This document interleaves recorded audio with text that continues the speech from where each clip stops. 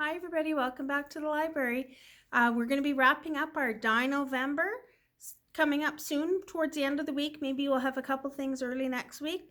But if you didn't get a chance to come in last week and pick up our pasta craft with skeletons of a dinosaur, now we have another craft. This one's more suitable probably for your age.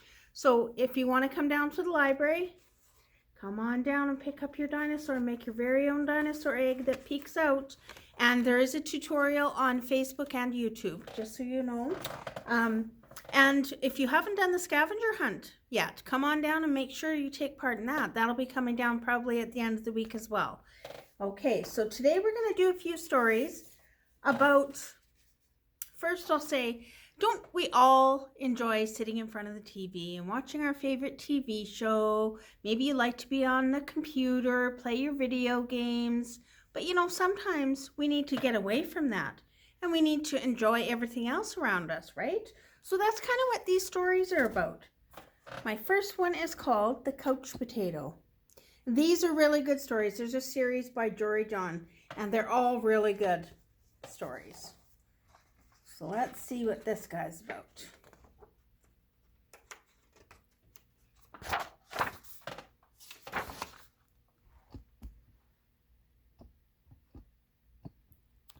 Okay. I'm a potato. Not a small potato like my brother. Not a sweet potato like my mother. Not a mashed potato like my Uncle Stan. I am a couch potato. Oh yeah, it's true. My favorite place to slouch is on the couch. I spend all my free time sitting in this exact spot. Ah, why would I ever leave this comfy, cozy couch? I've got everything a potato could need. See, I have this and one of these and those and this and that and these. Oh, and this, check it out. This button activates a gadget that fetches me snacks whenever I want. Oh, he's really lazy, isn't he? Bam! Impressed? I don't have to move an inch. Much easier than going into the kitchen. Is that a good idea? To just sit all the time? Probably not. Pouring Cheerios and milk right into his mouth.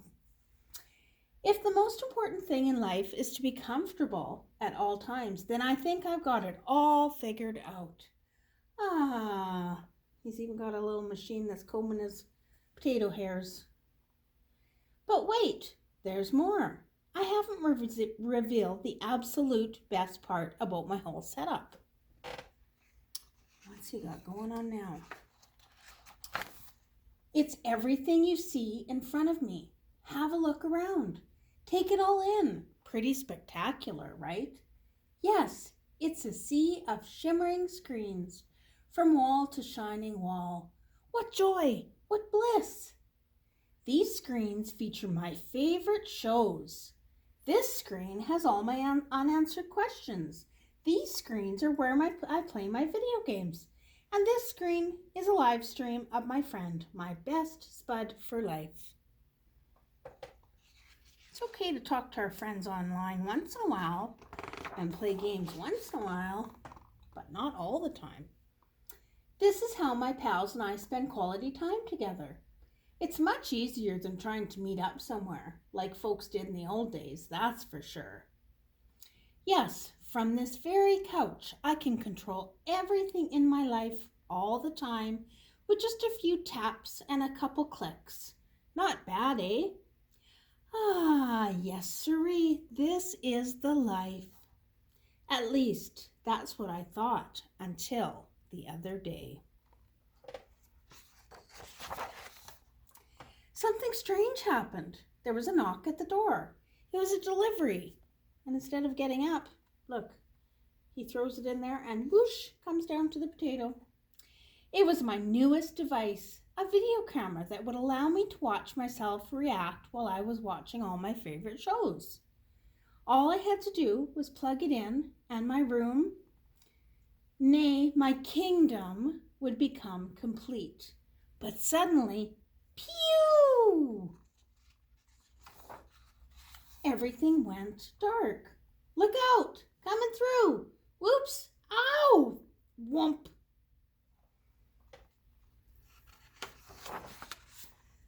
I made it to the window and I pulled back the curtains. The sun seemed brighter than I remembered.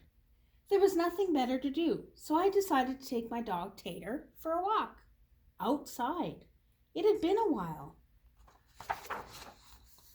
Everything was so vivid, like a high-resolution 156-inch curved screen, but more realistic. Something smelled fresh. After a few moments, I realized that it was the air. I heard a noise, some chirps, a ringtone perhaps, but no, I looked up to see some birds. I wandered down the street from block to block across the neighborhood. Eventually, I found a park with a hill. There was a massive tree on top. It looked like a desktop background, only it was real. Neat. I leaned against the tree. It wasn't as comfortable as my couch, not even close, but after a while, it wasn't so bad. So now he's enjoying all the things outside that he's been missing. Any worries about the power outage and what I might be missing drifted away. I wasn't thinking about my favorite shows or my unanswered messages or anything else really. I noticed the stillness, the view, the sky, the clouds, the sunset, and those colors. My goodness. Have you ever watched the sunset? It's very pretty. It took a while, but there was no fast forward option, but eventually the sun sank down into the horizon. By the time I got home, the power was back on. I sat on the couch and I hit the button to brush my teeth. He's even got a button to brush his teeth. What a lazy potato. I pulled the lever to change into my pajamas and I turned on the knob to watch a bedtime story. I was watching Good Night, Spud. Then I noticed my reflection in one of the screens and I wondered how much of my life I had spent in this very spot. It was then and there that I made the decision to peel myself off the couch a bit more often, maybe every day even. And so that's what I've done. I've started hanging out with my friends, my best buddies outside. We've started biking and hiking and swimming and hiding and seeking. Sometimes we have snacks and play board games. Sometimes we talk all day. We might watch the clouds. There's no big plan. We just see what happens. It makes me wonder, what if I don't always need to be totally comfortable?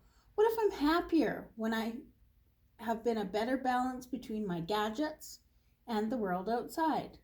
Because it turns out that I'm more than just a couch potato. I'm an amusing potato, I'm a smart potato, I'm a kind potato, I'm an entertaining potato, and I'm a sit on the hill and watch the sunset potato. Yes, there's a great big world out there, and I want to be part of it in person. But don't get me wrong, at the end of a long day, after I've run and played and talked and laughed with my friends, I still think it's awfully nice to slouch on the couch. So there's a little bit of information and good knowledge, right? We all need to have a little bit of balance in our lives. So we got to go out and enjoy everything outside, or play with our friends, or spend time with our families, and then we can be lazy on the couch, right? Alrighty. Okay, now we're going to do a song that everybody knows. Row, row, row your boat. You all know that song, don't you? But we're going to put a little twist on it. So I want you to get out your rows and we're going to row, okay? Row, row, row your boat gently down the stream. Merrily, merrily, merrily, merrily, life is but a dream. Okay, now our next one is going to be about a crocodile. Row, row, row your boat gently down the stream. Merrily, merrily, merrily, merrily. Oh, sorry. If you see a crocodile, don't forget to scream. Ah! I forgot I was singing the normal song. Okay, now we're going to have a camel.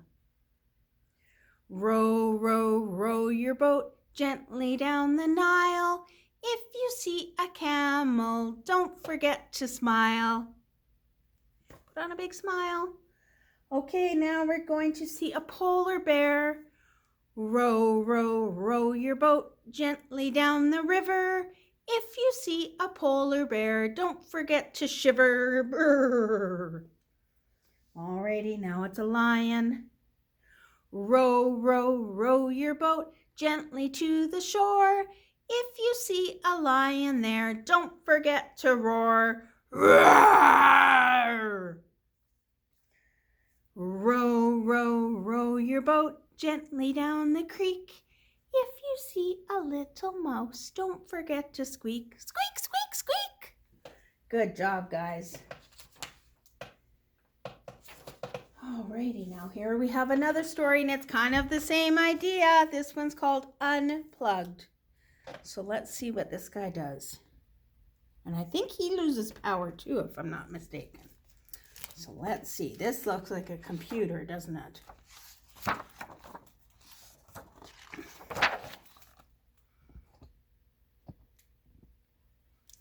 Hello, Blip. Hello, Blip. His name is Blip.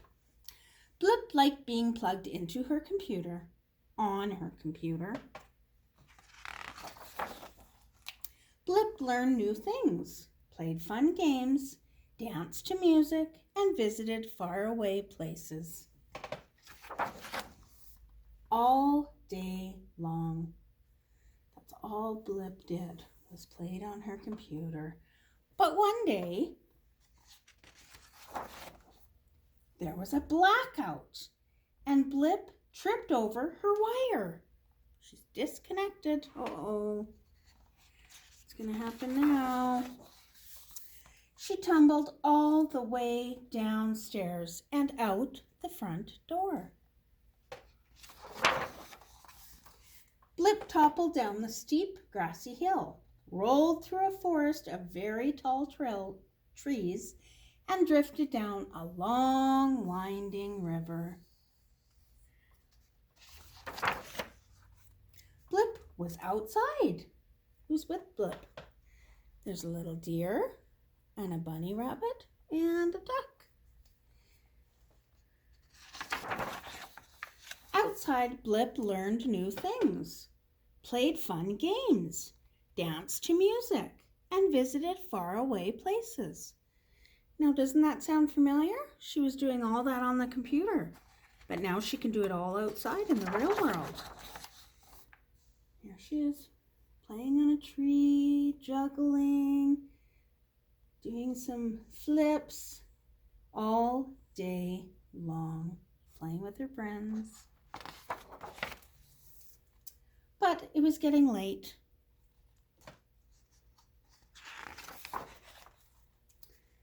Blip sailed back up the long, winding river and walked back through the forest of the very tall trees and climbed back up the steep, grassy hill with her friends. They're all going with her.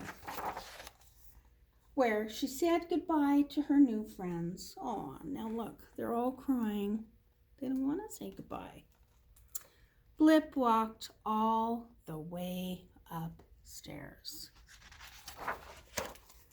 and plugged back into her computer. Hello, Blip. Blip liked being plugged into her computer, but all she could think about was how great it was to be unplugged. That's another good story, isn't it? So another one, it just tells us how important it is to unplug from everything. That means the TV and the video games and the computer, and go outside and have some fun or visit our friends. All right, guys, that's it for Storytime this week. We'll see you again next time. Bye, guys.